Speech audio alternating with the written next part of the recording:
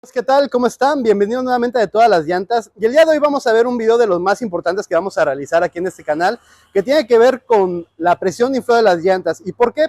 Porque básicamente este es el único mantenimiento que le tenemos que hacer a nuestras llantas.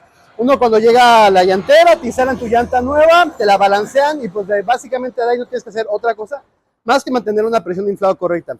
Y bien, ¿cómo sabemos a qué presión de llanta inflar nuestras llantas? Eso es lo que vamos a ver.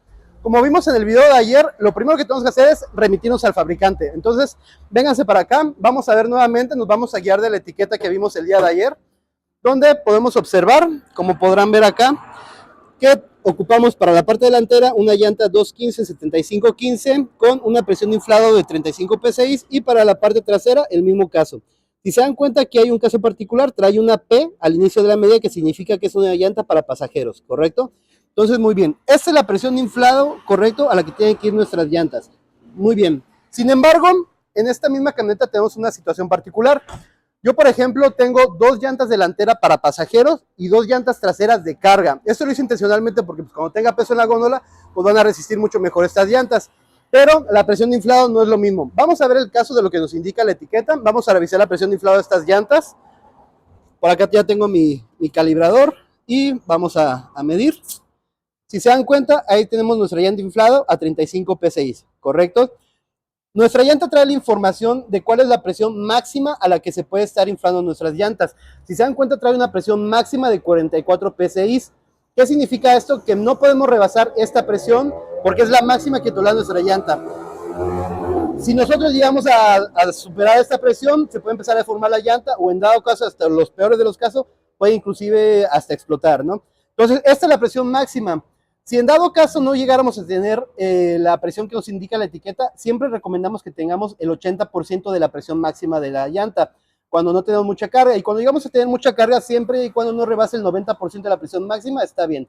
Eso quiere decir que nos podemos mover entre las 35 PSI que maneja la etiqueta hasta unas 38, máximo 40 libras, ¿no? Que es a lo que podríamos inflar esta llanta, ¿correcto? Entonces, vamos a ver.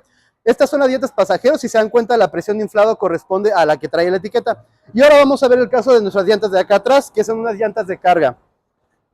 Las llantas de acá atrás, si se dan cuenta, trae una presión máxima de 50 libras, tanto cuando lo trabajamos en single, que es como en este caso, como en dúo, que es cuando trae las dos llantas juntas en la parte trasera, ¿no?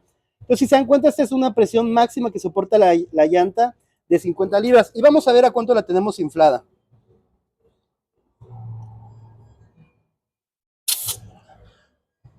Bueno, aquí más o menos está como a 37, pero le hace falta un poquito de aire, porque, como les había comentado, la presión a la que tenemos que tener nuestras llantas vendría siendo un 80% del máximo de inflado. Entonces, por ejemplo, si multiplicamos 50 por 0.8 para sacar el 80%, más o menos nos va a dar que la tenemos que inflar como 40 libras, ¿no? Entonces, esa es la presión correcta a la que debemos de tener infladas nuestras llantas para que soporten.